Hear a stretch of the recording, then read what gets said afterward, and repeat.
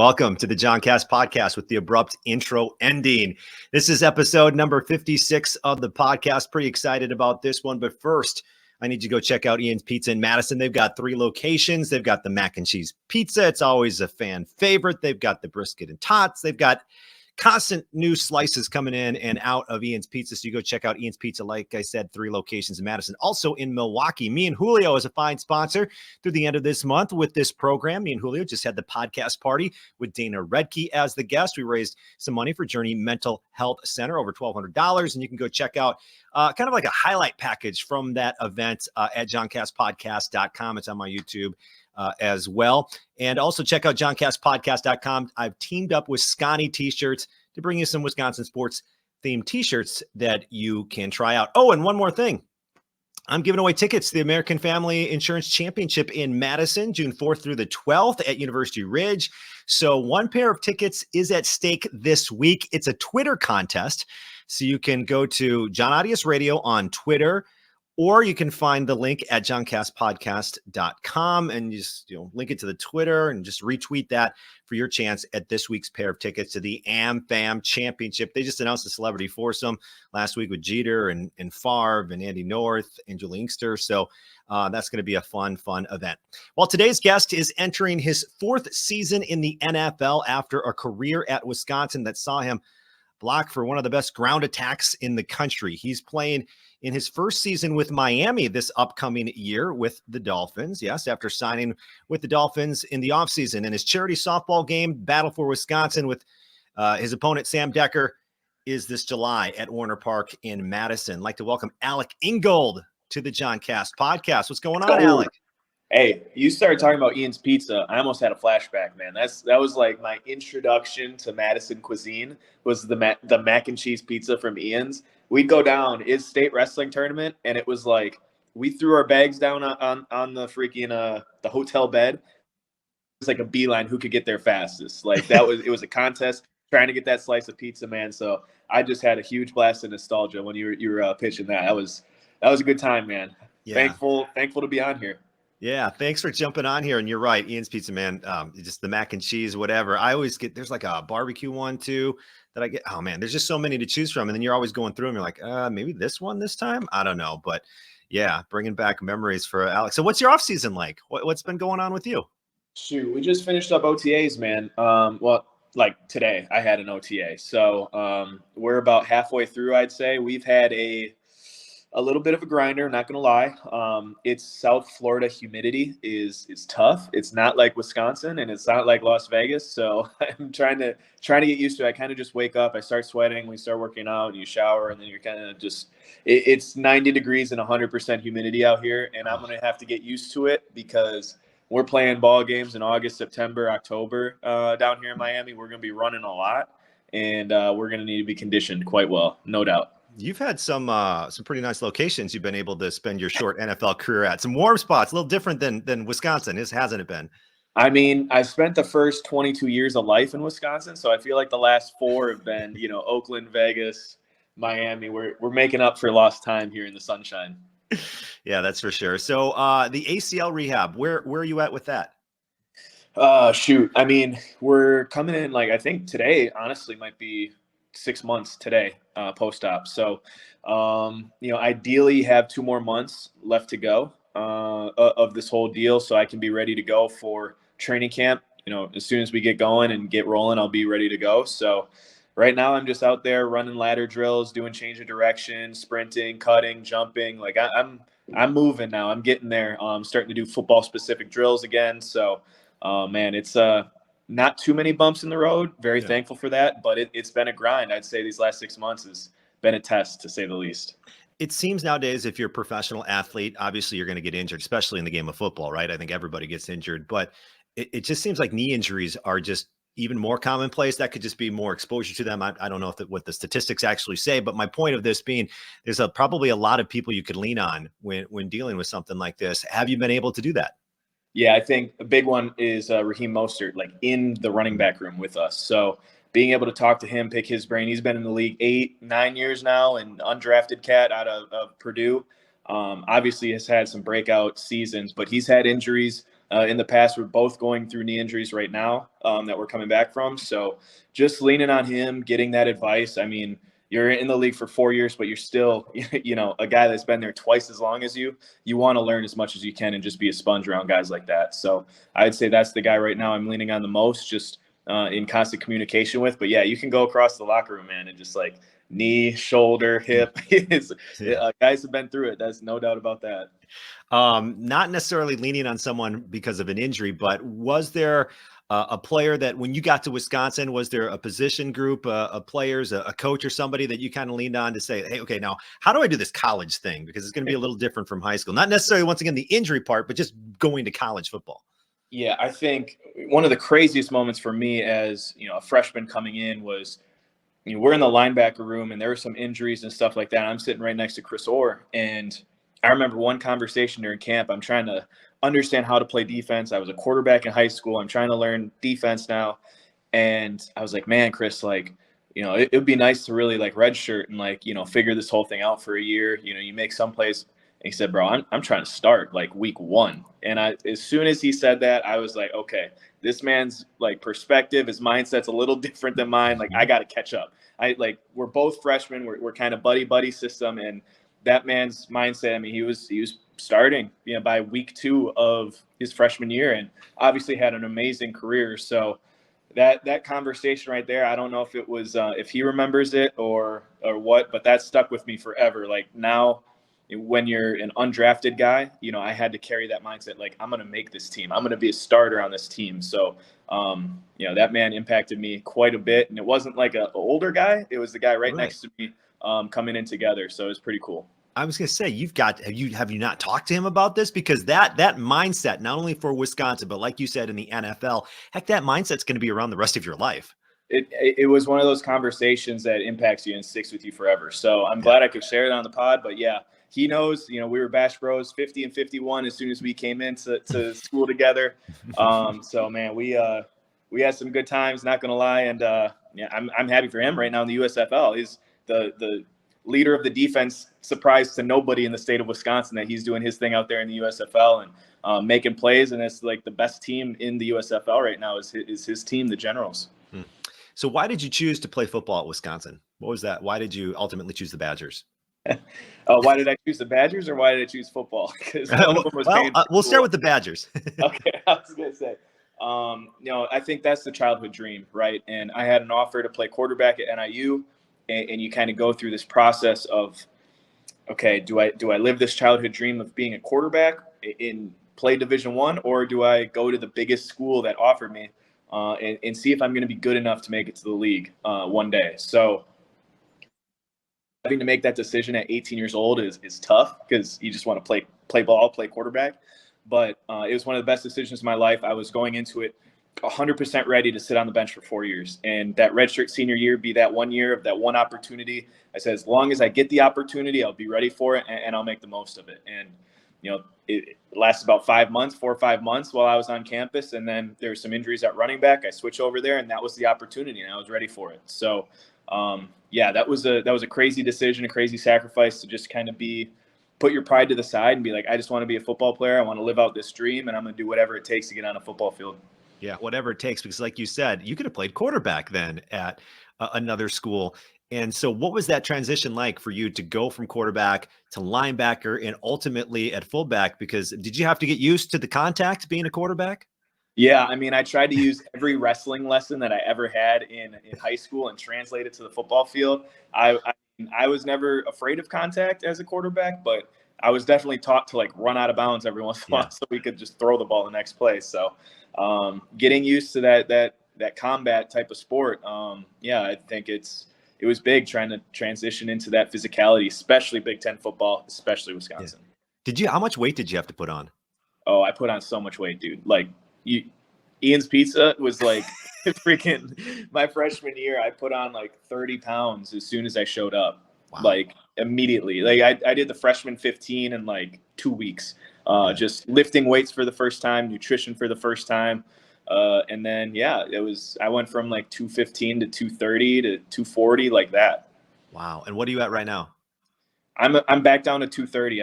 I've been just living at that weight. Like I got there, and Yeah. that's where I've been for the past 7-8 years. That's crazy. So you didn't lift until college, or did you lift I sparingly? mean, Or no, we had a good lifting program at Bayport High School. I'm not gonna like bash anything. Like we bench, squat, power clean, but it's a little bit more of your job in college, right? And it's Right. kind of what keeps you there and keeps you on a team. So I got real competitive with it, making sure guys across from me, like Chris Orr for one, could squat a house, and I'm like, okay, like I need to start squatting more. And it just that competition, man. Like you get in that locker room, whether you're a freshman, whether you're a senior, you know where you want to be. That competition is fierce, and you got to embrace it for sure. Joe, I had Joe Thomas on the podcast last episode, and he talked about just all the food he had to eat as a pro and how all that weight came off when he didn't need it anymore. Is that something you have to deal with? What's it like to eat as a college athlete and now in the National Football League? Because I'm assuming you just don't stop eating. Yeah, I think you take it seriously. And Joe Thomas is pros pro, right? Like he was like 13 years straight of like never missing a snap. So his nutrition is super important. Obviously, he took it very seriously, and you just try and learn from the guys around you. You have a nutritionist that is working for you at Wisconsin and now at the Dolphins, previously at the Raiders, and you just lean on that help. There's a whole support staff of people there for you. Like I'm not an expert nutritionist, but there's somebody there with a degree that I could listen to and just get a little bit better by eating the right things for sure. All right, I got another Wisconsin question for you because you played, correct me if I'm wrong, but Paul Chryst was your coach your entire career? Yes, okay. Sir. So is there a side of Paul Chryst that the fans don't get to see? And how would you describe Coach Chryst? What side of Paul Chryst do you see that fans don't always see? Because we see him in the media, answering questions and stuff like that. Yeah, I want to hear what you got. I need some refreshers. So could you let me know what you guys see in Coach Chryst? Because then maybe that helps me, differentiate the two. Okay. Well, I see a guy who's very successful, and he's kind of a no nonsense. I'm just going to coach. I'm not going to get in the spotlight. I'm not going to, promote that hard or whatever, or make a big deal about me. It's about the program. It's about winning. And the press conferences are always, well, this is just my opinion, Alec. They're I'm trying to be nice. Sometimes they get a little long. You know what I mean? Yeah. Because he's not trying to say anything. He's not trying to give anybody any ammo or anything like that. He's just answering questions. I think the best part about that is he doesn't care. That as players, right. You love that. You love that from your coach. Like, he'll talk to us, right? He tells us like what the game plan is and what you said, no nonsense, like for sure. But if you think there isn't a competitive streak or like the will to win or holding the program like at an extremely high level and putting everyone, there's a lot of coaches that run out the front of the tunnel and you see him just jog off to the side. Like he knows all that prep, all that work that they do, that whole coaching staff from Sunday all the way till Saturday before kickoff. They put all that hay in the barn, they're prepping. And as soon as kickoff happens, it's the players' time to shine. And he puts us in the right position. And I know that's kind of like a cliche saying. And you're like, what are you trying to say? What are you not trying to say? The difference between what people see in the media and then what the players see with Coach Chryst is like he is a fierce competitor. He's a competitive dude. He expects greatness out of his players, as a high standard for all of us. And there's no when you say no nonsense, you could kind of say like it gets in the media, he might not speak so like give you all the answers, right. But no nonsense for a player means, he has a high standard. He expects a lot of you. And to be able to walk in his office at any time, the door is always open and you have that real man-to-man conversation. I mean, that's, I think there's a lot of coaches, and I explained this to some guys going through college. There's a lot of places that'll hold your hand. They'll bring you along, right? And Coach Chryst, their whole coaching staff, they will give you every opportunity to get better.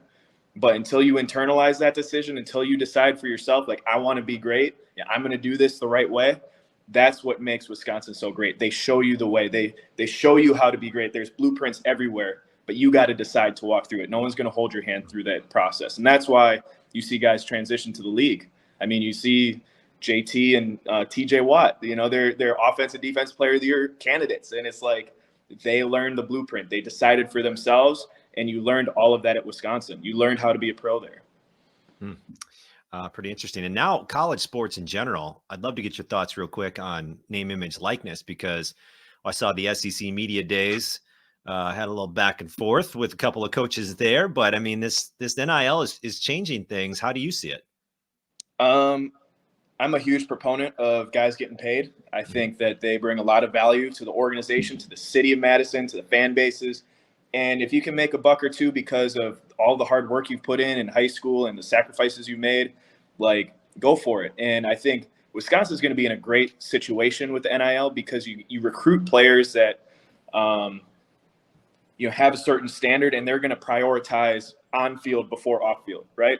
Mm-hmm. You have coaches that have played there, you have staff that have played there or have been a part of this program for so long that we're going to keep the program up here. And then those opportunities are going to come when you make plays, right? Like the Grit Factory hats from Barstool, like that happened because of turnovers, right? And that's genuine. That's real. That's what Wisconsin stands for. And then the dude puts on a ball cap and says, this is a Grit Factory. Like, come on, let him make a couple bucks. Like he just made a play for, 84,000 screaming fans at Camp Randall. So I think Wisconsin's in a really good spot with NIL because I think they recruit guys that will prioritize on the field, being a student athlete, and then those off the field marketing opportunities are going to come after that. And I think that's the way you have to handle it.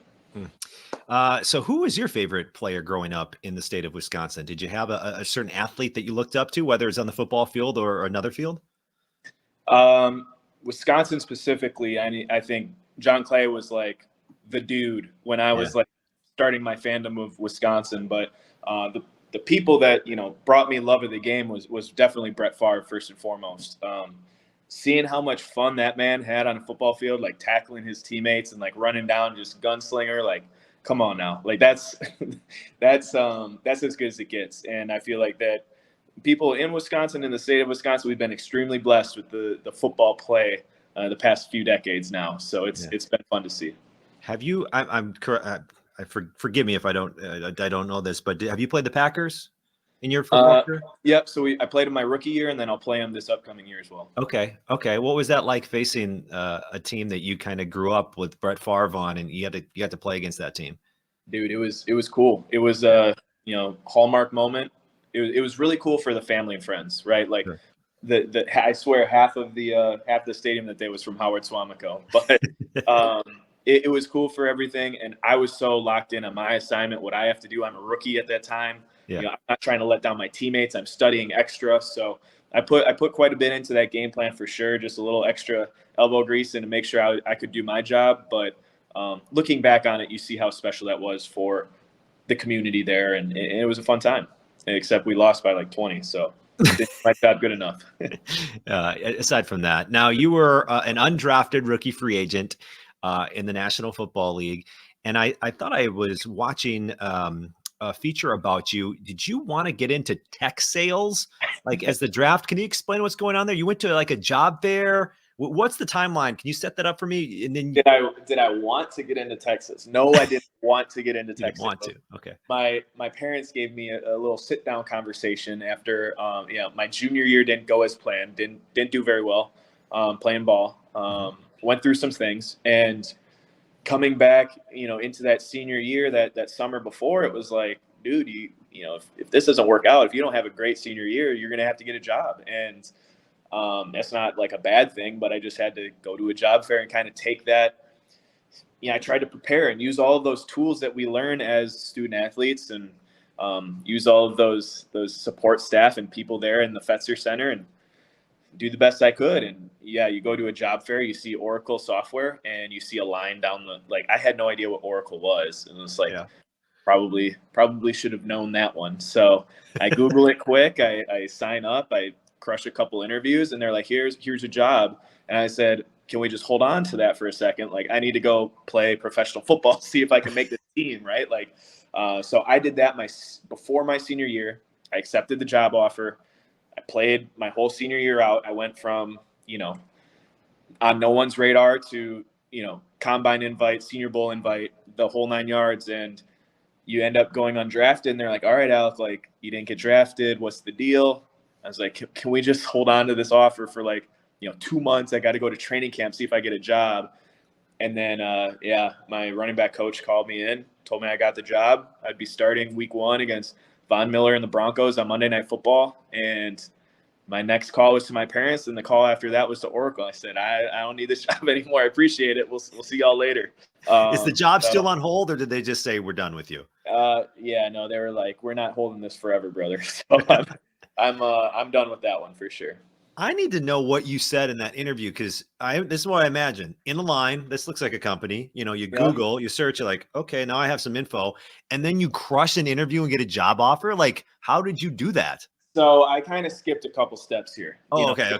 We had a couple phone interviews. So, you sign up, you sign your email or whatever. They send you an email. I do like one phone call interview, and it's a sales shop. So they're just trying to figure out what type of person you are. Sure. So we're asking a couple questions, and he could tell I had no idea what I had no idea what Oracle was.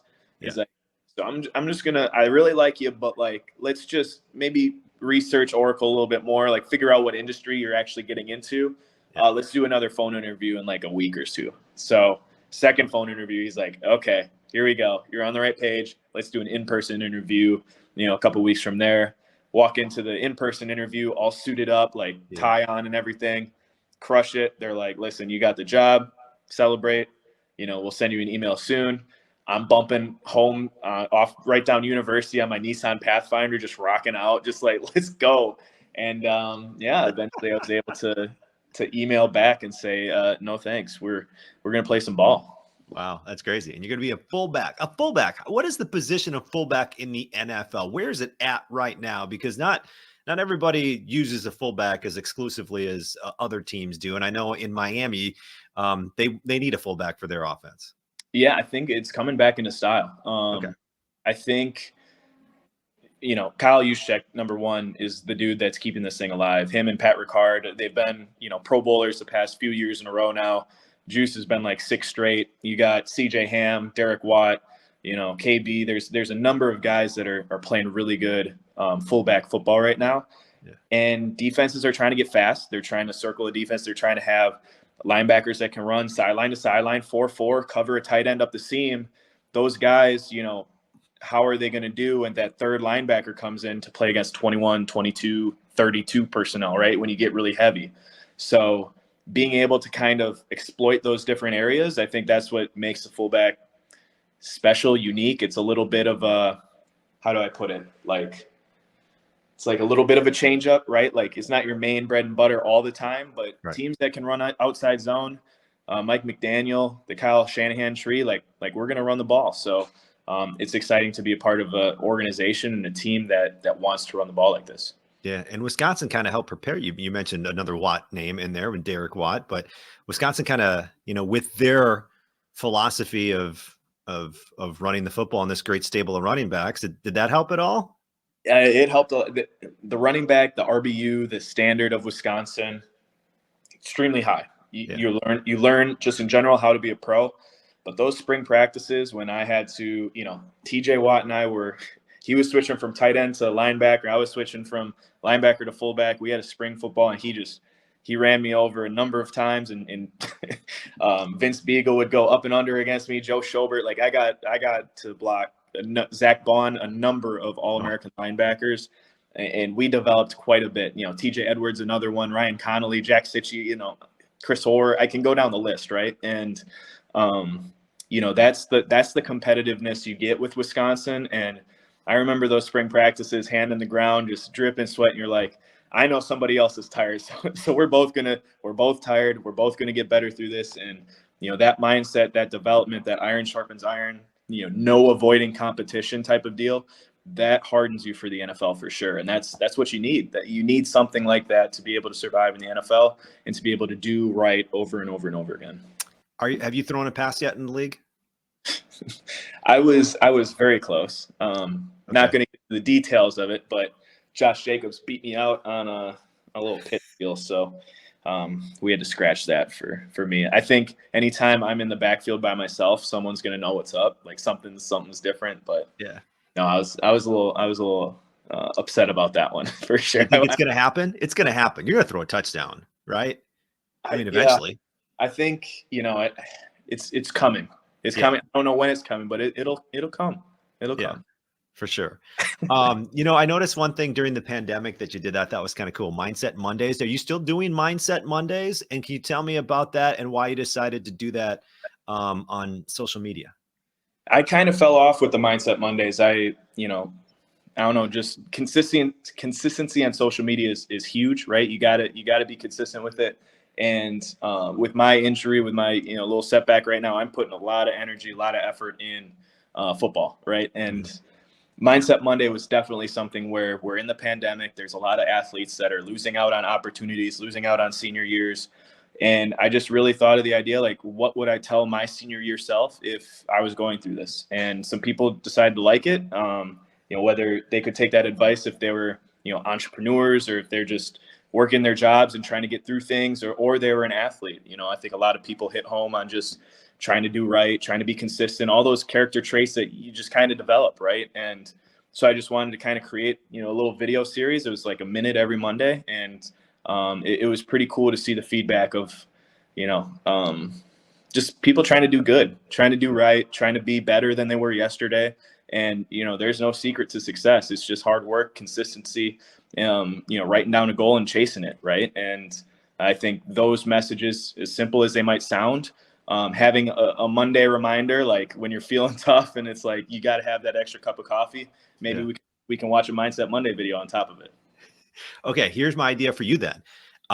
You record like 20 of them. You take like a Saturday afternoon, probably a couple of changes of shirts or whatever. And then throughout the season, preseason and the regular season, it's Mindset Mondays. And then you don't have to worry about the content because it's already done. And then we get more mindset stuff from you. How about that? I like that idea. We'll build up a little bank. We'll work on it this off season, and let's freaking get after it. You don't have to do it, 12 months a year. You can do it just during the season. Kind of a Mindset Monday deal. The season of life that we're in, right? Like we're grinding, we're learning lessons, develop it a little bit, sharpen the axe, sharpen the blade. Let's go to work. Yeah. And you'll be going to work in your charity softball game July 9th at the Duck Pond, Warner Park in Madison against Team Sam Decker. Can you tell me a little bit about this charity softball game, Battle for Wisconsin? Yeah, I'm pretty pumped about this. We had a there's different charity events, there's different foundation, different things we can do, right? But when it comes to the football and the basketball alumni getting back together, we haven't had anything like it. And I just kind of wanted to create a fun tradition that supports the foundation. We're trying to give back financial literacy, professional development for the underserved community of Madison, right? Like getting those kids that might not get the personal finance, or might not have the people teaching them, or have those people that are, in their ear about how important a debit card is, or a credit card, and how to do things right. I think all of those lessons are super important, and having some Wisconsin football and basketball alumni in their ears talking about how important that is could only do good for the entire community. So we got a bunch of guys coming back into town, a bunch of the alumni. We're all, hopping back in these planes, trains, automobiles, whatever, getting back to Madison, Wisconsin. Beautiful summer weekend. We're going to play some ball, man, have a family-friendly event and play some ball, hit some dingers, have some fun with the fans, get some merchandise and memorabilia out for y'all. And really just try and create a cool tradition where we're supporting the community, we're supporting the university, we're supporting all of Madison, Wisconsin, underserved community, financial literacy, good stuff, man. Just a fun night, fun weekend.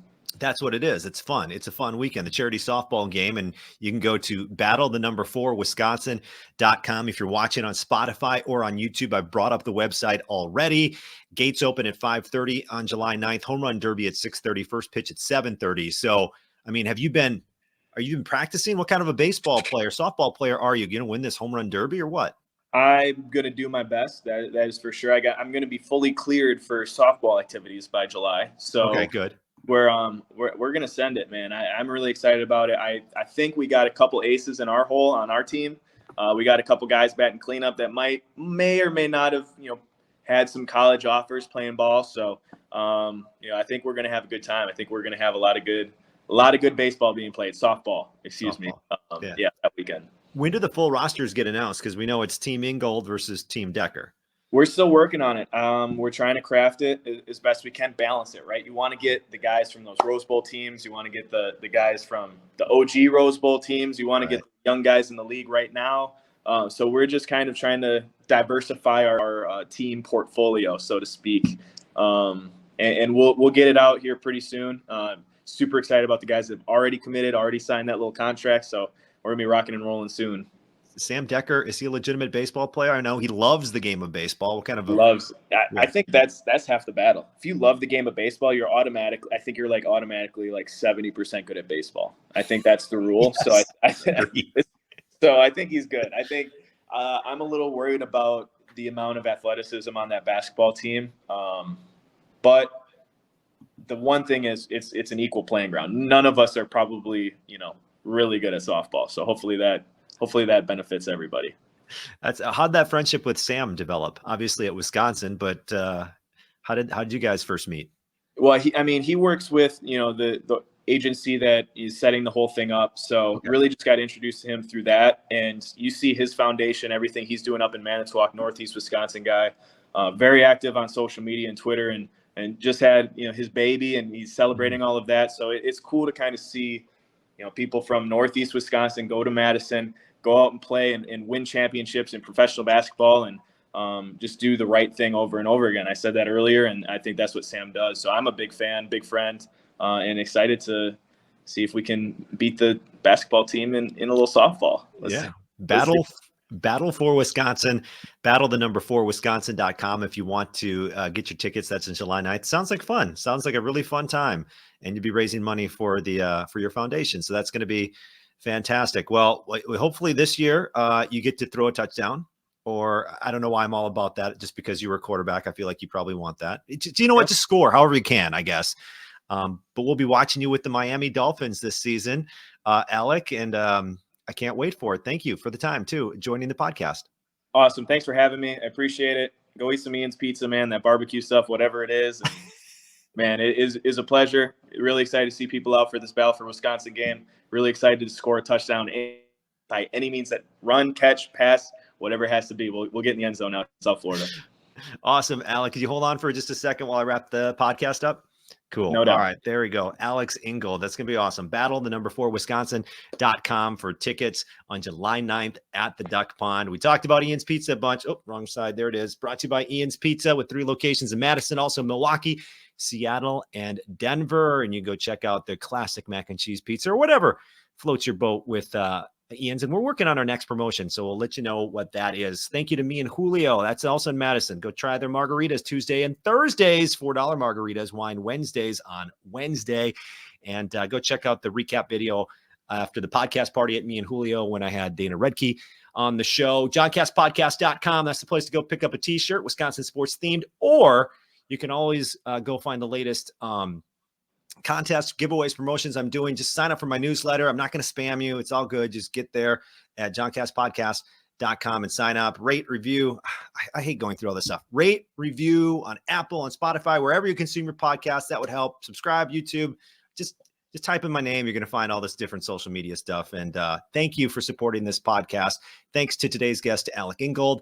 And thank you to you for listening. And we'll talk to you another time. See ya.